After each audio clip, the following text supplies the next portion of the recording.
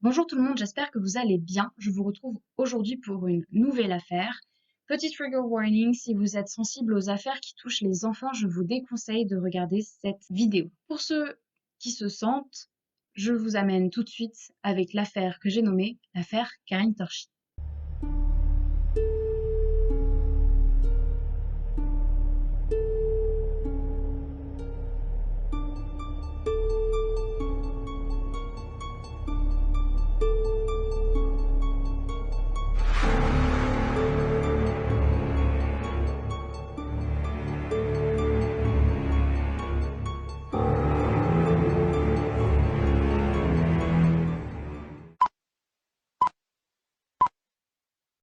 L'affaire Karine Torchi prend place dans l'est de la France, à peu près 100 km de Lyon, dans la ville de Belay, et plus particulièrement dans la résidence du Clos Morcel. Les faits se passent le 29 juillet 2009, aux alentours de 19h30. L'affaire commence lorsqu'une des habitantes de la résidence, Christelle, voit par la fenêtre de sa maison une petite fille tomber dans l'herbe. Elle la voit avec une poupée dans les mains et elle pense alors que l'enfant a trébuché alors qu'elle jouait. Un deuxième coup d'œil lui affirmera que l'enfant n'a pas bougé. C'est très étrange et Christelle se dépêche d'aller voir l'enfant. Ce qu'elle trouve sur les lieux est extrêmement choquant. La petite ne réagit pas du tout et, alors qu'elle lui écarte les cheveux des yeux, elle verra que du sang bulle du nez de l'enfant. Elle comprend alors qu'il se passe quelque chose de très grave. Elle crie autour d'elle, cela alerte les voisins, et très vite, on finit par identifier la petite fille comme étant la fille du 6e étage, Samia, 2 ans. On appelle alors les parents, Majdi et Vanessa, qui sont dans la loggia à la fenêtre ouverte. Les habitants de la résidence crient, les parents sont alertés, mais ils ne comprennent pas ce qu'il se passe. Leur fille était censée être dans la chambre en train de jouer. Ils descendent alors, le SAMU est déjà sur place, mais ils ne peuvent rien pour la petite Samia qui décède. La gendarmerie, arrivée sur les lieux peu de temps après le drame, ira alors inspecter l'appartement des parents. Si, dans la chambre des parents, il n'y a rien qui puisse laisser penser qu'un enfant soit passé par la fenêtre, aucun meuble à proximité évidente de la fenêtre et seulement une couette noire et blanche qui pend de celle-ci. En revanche, dans le salon, il y a une chaise juste en dessous de la fenêtre et cette chaise a 3 barreaux qui font penser très fortement à une échelle. On pense alors que la petite est montée pour regarder ou pour jouer et qu'elle aurait basculé dans le vide. Cela ne serait donc que l'affaire d'un triste accident. Cependant, 3 jours après les faits, une voisine de Vanessa et Majdi vient se présenter à la gendarmerie. Elle a tout vu. Son immeuble est perpendiculaire à celui de la petite Samia, mais elle a la vue sur les 2 fenêtres de l'appartement. Et elle a vu l'enfant passer par la fenêtre avec la couverture noire et blanche. Sa déclaration est très précise, des tests seront faits et effectivement, on confirme que Samia est donc tombée de la fenêtre de la chambre des parents, ce qui dément complètement la théorie de l'accident parce que dans cette pièce-là, rien ne permettait à l'enfant de passer par-dessus la fenêtre. L'enfant ne serait donc pas monté, joué et serait tombé de la fenêtre du salon, mais aurait été posé sur le rebord de la fenêtre par un adulte et poussé dans le vide. Cela devient donc un meurtre. Les gendarmes remarquent donc que le jour des faits, dans l'appartement, il y a 6 personnes. Les 3 enfants du couple, dont Samia, le couple Vanessa et Majdi, et une amie de Vanessa, Karine Torchi. Karine Torchi est à ce moment-là sur place pour une semaine. Elle est logée gracieusement par le couple de Majdi et Vanessa. Et quand on refait le fil de la soirée, on se rend compte que l'aîné des enfants de Majdi et Vanessa, Samia et Karine, se sont à un moment donné retrouvés seuls, tous les 3, dans le salon. Et alors que Vanessa appelait Karine pour lui dire de venir avec eux dans la loggia, où elle était avec Majdi, celle-ci ne répond pas directement, arrive assez stressée, dit qu'elle a laissé son téléphone dans le salon et repart. Et là, les témoignages divergent. Majdi et Vanessa disent qu'elle y est repartie pour au moins 2 minutes, alors que Karine dit qu'elle n'y est restée que quelques secondes. Le témoignage de Karine est donc le seul qui détonne, ce qui la rend suspecte. Après être allée récupérer son téléphone, elle revient dans la loggia et son comportement interpelle Majdi et Vanessa, vu qu'elle a la tête baissée, le regard fuyant et qu'elle ne parle pas. De plus, après le décès de Samia, le comportement de Karine est extrêmement déplacé. Elle dormira dans la chambre de Samia alors que Vanessa et Majdi lui demandent d'en sortir. Et elle ne partira de cette chambre que quand elle quittera le domicile de Vanessa et Majdi pour rentrer chez elle. À ce moment, ce que les gendarmes savent de Karine, c'est qu'elle est mère de 3 enfants et qu'elle a des comportements jugés étranges par les autres, en fait des comportements étranges tout court. Vanessa la connaissait d'une ancienne cité et dans cette cité, Karine était connue pour jeter tout ce qui lui passait par la main par la fenêtre. Les couches sales de ses enfants, les serviettes hygiéniques utilisées, etc. Elle aurait même jeté par la fenêtre le lapin nain de ses enfants. Ces informations permettent aux gendarmes de concevoir que peut-être que oui, une mère de famille peut quand même tuer des enfants. Il est alors émis l'hypothèse que Karine et Vanessa soient en conflit parce que les gendarmes ne comprennent pas sinon pourquoi Karine aurait jeté Samia par la fenêtre. Et c'est donc là que l'enquête débute réellement.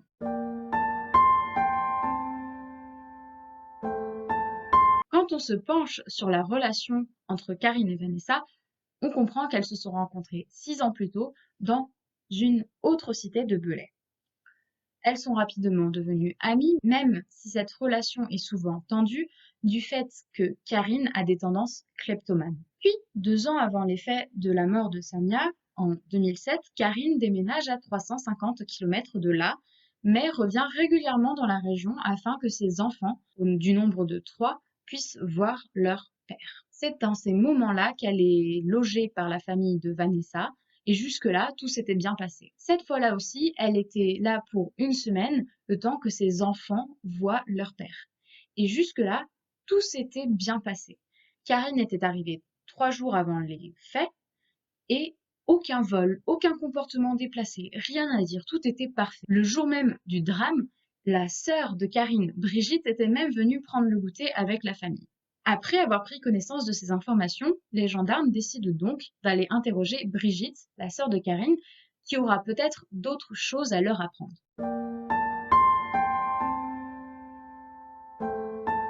Brigitte témoigne donc, et ce qu'elle dit est accablant envers sa sœur. Elle dit qu'elle est persuadée que Karine a à voir avec la mort de la petite Samia. Elle va même plus loin. Karine a déjà défenestré un enfant alors qu'elle n'était à ce moment qu'adolescente. Le reste de la fratrie sera alors interrogé et ce qu'ils diront sera du pareil au même. Karine a des tendances violentes, elle a déjà eu des actes envers des enfants et les gendarmes vont même apprendre grâce à un frère qu'elle a aussi brûlé un enfant alors qu'elle était plus jeune.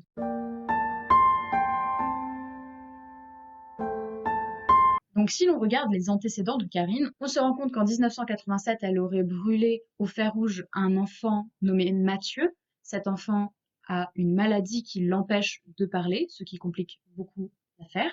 Et en 1989, elle aurait défenestré le petit Alexandre Santos, alors âgé de 4 ans, alors qu'elle en avait 16. À chaque fois que ces faits lui étaient reprochés, elle a toujours remis la faute sur les autres ou dit que c'était des accidents. Cela montre qu'elle n'assume pas du tout ses gestes. À l'époque des faits, en 1987 et en 1989, aucune plainte ne sera déposée car il n'y a aucune preuve, si ce n'est le témoignage de Karine contre celui des enfants. Cependant, on peut aussi remarquer qu'après tout ça, elle sera condamnée pour 4 fois pour des faits de vol et sur ces 4 fois, à 3 fois, elle sera condamnée à de la prison ferme. De plus, elle est soupçonnée de maltraitance envers ses enfants, mais rien ne pourra être prouvé. La police décide donc d'aller voir la famille de ces potentielles victimes, même si les faits sont prescrits, ça peut toujours donner des informations sur la personnalité de Karine.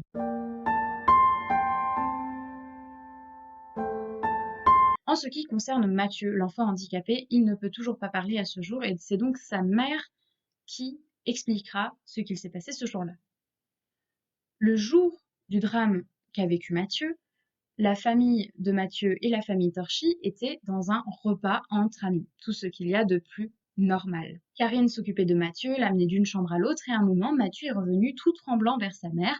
Elle a eu peur qu'il fasse une poussée de fièvre, comme cela peut lui arriver, et en s'approchant de son fils, elle remarqua que son dos était calciné. Il était complètement brûlé. Elle demande alors à Karine ce qu'il a pu se passer. Karine dit qu'elle pense qu'il a dû tomber sur la cheminée.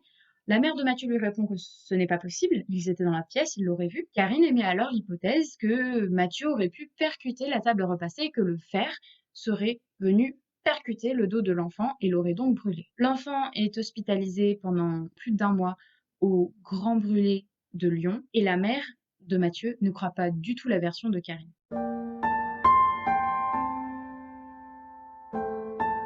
En ce qui concerne le cas d'Alexandre, c'est un petit peu différent. Karine allait régulièrement faire de babysitting dans la famille d'Alexandre et Alexandre dira qu'au moment où tout ça s'est passé, il aimait même plutôt bien Karine. Un jour, elle l'interpelle et lui dit « Alexandre, viens, j'ai quelque chose à te montrer ». Alexandre la suit, elle le place alors sur le rebord de la fenêtre. Alexandre ne comprend pas du tout pourquoi elle l'amène au bord de la fenêtre du premier étage et alors qu'il se retourne pour lui demander ce qu'elle veut lui montrer, il se sent alors être poussé et dans sa chute, sa jambe viendra percuter une barrière en bois qu'il y avait en dessous. Son fémur sera fracturé. Il sera hospitalisé 40 jours à l'hôpital et est aujourd'hui affublé d'une cicatrice de 25 cm de long qui traverse sa cuisse et finit au niveau de sa hanche.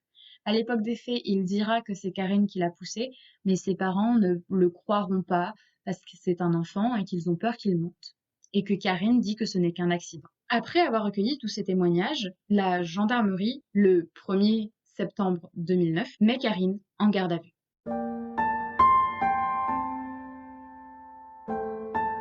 Pendant la première partie de son interrogatoire, elle déclarera que Samia est morte accidentellement.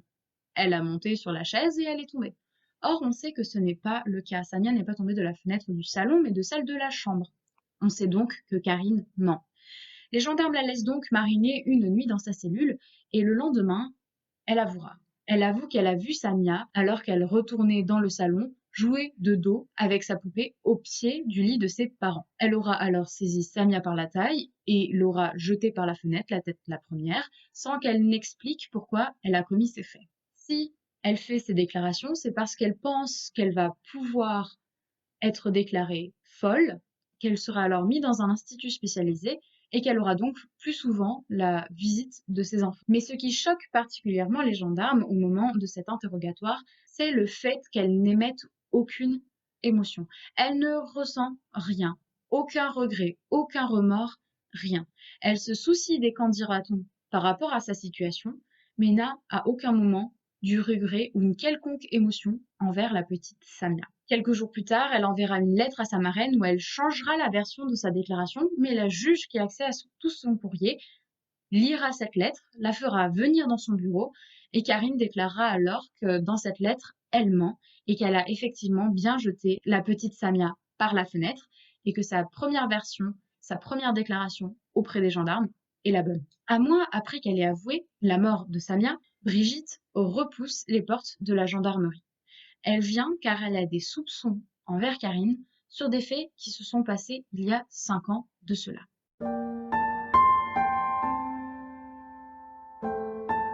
À ce moment, elle était chez Karine avec ses 2 enfants et notamment Yanis, son plus jeune fils, de 11 mois à l'époque. À ce moment, elle hésitait à aller faire des courses et Karine la rassure et lui dit qu'elle va s'occuper de ses neveux. Brigitte part donc faire ses courses. Elle revient à peu près 3 heures plus tard, vers 19h30. Le comportement de Yanis est légèrement étrange. Il ne mange pas, alors que d'habitude il mange beaucoup. Il transpire, alors qu'il ne fait pas chaud. Et il boit beaucoup d'eau. Le lendemain, l'enfant ne se réveille pas, il est dans le coma. Il sera hospitalisé d'urgence et sauvé de la mort. Les médecins démontreront qu'il a été empoisonné à l'insuline. Ce qui amène Brigitte à avoir énormément de soupçons contre Karine, sa sœur, car Karine est diabétique et se pique 3 fois par jour à l'insuline. Quand Brigitte fait part de ses soupçons à Karine, Karine lui dira que ça doit être son fils aîné, de 5 ans à l'époque, qui a dû prendre son stylo d'insuline qu'elle préparait à l'avance et laissait dans le frigo, et qui aurait joué au docteur avec son fils Yanis. Au moment des faits, elle ne porte pas plainte, mais après la mort de la petite Samia, elle s'est reposé des questions par rapport à cet événement et a décidé de porter plainte contre sa sœur Karine. Une enquête va donc être menée et même si l'on ne peut plus constater des faits, on va faire beaucoup de témoignages. On va voir les gens qui entouraient Karine et tous diront qu'ils ne pensent absolument pas que le fils de 5 ans à l'époque, qui était très brouillon et pas du tout minutieux, aurait pu faire cette piqûre.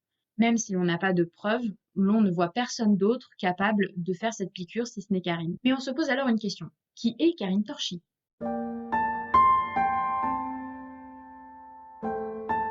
Karine Torchi vient d'un milieu modeste. Elle a un père aux tendances alcooliques et légèrement violentes et plusieurs frères et sœurs. Elle dira avoir tendance à être brimée physiquement et battue physiquement pour les erreurs de ses frères et sœurs. Quand elle a 18 ans, ses parents se séparent et sa mère part à La Réunion. Elle le vivra comme une trahison et peu de temps après, son diabète se déclenchera. Cependant, quand on interroge la fratrie Torchi, les frères et sœurs de Karine, ils sont tous unanimes. Karine ment. Elle était très loin d'être une enfant battue, voire même c'était l'inverse. C'était elle qui battait ses frères et sœurs. Leur père avait peut-être parfois la main un peu facile, mais ils n'ont jamais manqué de rien et ils avaient plus peur de leur sœur que de leur père. Les parents avoueront même que leur fille était violente, qu'elle était perverse dans le sens où elle accusait les autres de ses actes. Les parents ne voulant pas s'avouer que leur fille avait un problème psychiatrique ne l'enverront jamais voir de psychologue et autres praticiens. Elle n'aura donc jamais été traitée pour ça. Mais notons aussi qu'elle n'a jamais demandé à voir personne. On remarque aussi qu'elle n'a plus d'amis à cause de ses vols, qu'elle ne sait pas gérer ses enfants, qu'elle est limite entre la négligence et la maltraitance. Elle a une vie chaotique. Et quand on lui pose la question de pourquoi, elle expliquera que c'est sûrement parce qu'il y a 9 ans de cela, elle a fait une fausse couche à 6 mois de grossesse et que cette fausse couche serait due au père de l'enfant qui l'aurait frappé au ventre. Cependant, quand les médecins, dans le cadre de l'enquête, vont se repencher sur les raisons de la mort de ce fœtus, ils verront que c'est Karine Torchi qui a été la cause de la mort de ce petit. Elle n'a pas suivi ce qui lui était demandé en tant que mère diabétique. Elle n'allait pas à ses rendez-vous alors qu'elle était une mère diabétique. C'est très important d'être régulièrement entourée de médecins qui vont vous dire ce que vous devez faire ou ne pas faire. Elle avait un régime alimentaire qu'elle n'a pas du tout tenu. Elle a fait n'importe quoi et c'est ces raisons-là qui ont engendré la mort de son enfant. Et non pas, là encore une fois, son ex-compagnon. Elle a donc mis sa responsabilité sur les épaules de quelqu'un d'autre. Elle sera alors vue par des psychiatres qui noteront qu'elle est très froide, mais très loin d'être folle, en tout cas pas folle cliniquement, elle est donc accessible à une sanction pénale. Il note cependant un trouble grave de la personnalité, car pour Karine Torchi, les enfants sont la source du mal. Elle aurait perçu ses frères et sœurs comme lui ayant gâché son enfance, et aurait souhaité se venger de cette enfance gâchée sur n'importe quel autre enfant. En juin 2010, le juge d'instruction décide de faire une reconstitution des faits. Pour ceux qui ne savent pas ce qu'est une reconstitution des faits, on prend les individus qui sont concernés dans l'affaire, on les replace dans les mêmes lieux et on leur fait refaire ce qu'ils sont censés avoir fait le jour du drame, afin de voir s'il y a des choses qui sont incohérentes. Le jour des faits, Karine refusera de refaire les actes ayant mené à la mort de la petite Samia, ce sera donc une policière qui sera obligée de les faire. On note alors une seule chose étrange au niveau du timing. Elle dit qu'elle a vu et qu'elle a jeté la petite Samia quand elle est revenue de la loggia pour aller chercher son téléphone. Cependant, il a fallu plus de 10 minutes à l'ambulance pour arriver jusque sur place. Or, elle n'est pas restée 10 minutes dans le salon. Ce qui veut dire qu'elle aurait tué Samia au moins 10 minutes plus tôt, alors qu'elle était dans le salon et avant que Vanessa ne l'appelle pour lui dire de venir avec Majdi et elle. On se demande alors ce qu'elle a fait quand elle est revenue dans le salon. On essaye de lui faire dire qu'elle a déplacé la chaise. Elle ne l'avouera jamais, mais on ne voit pas qui d'autre aurait pu déplacer cette chaise. Elle est donc renvoyée devant la cour d'assises pour meurtre aggravé sur mineur de moins de 15 ans dans le cas de la mort de la petite Samia et empoisonnement aggravé sur mineur de moins de 15 ans pour l'empoisonnement de son neveu Yanis.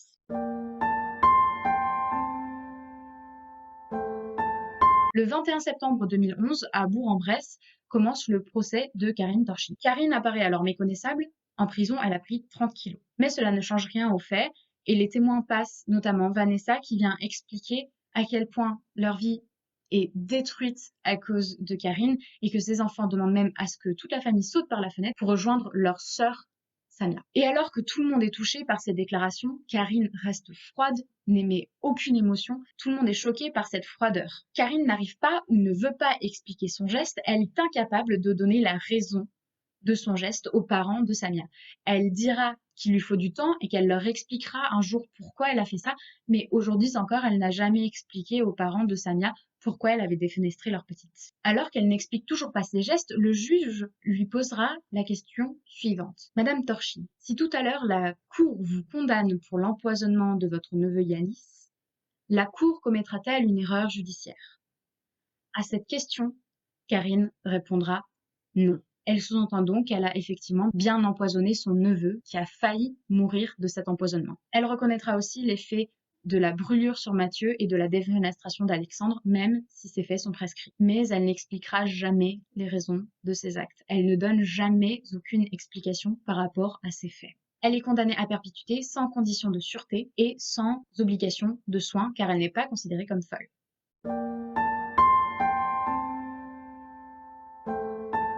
Merci d'avoir regardé cette vidéo, j'espère qu'elle vous aura diverti. N'oubliez pas de vous abonner si vous voulez soutenir la chaîne et d'activer la petite cloche si vous voulez avoir accès à plus de contenu de ce même genre. Dites-moi ce que vous en avez pensé en commentaire, je serai très heureuse de vous lire et n'hésitez pas à me faire part des affaires dont vous aimeriez qu'on parle prochainement. À très bientôt et n'oubliez pas, la confiance n'exclut pas la vigilance. Ciao!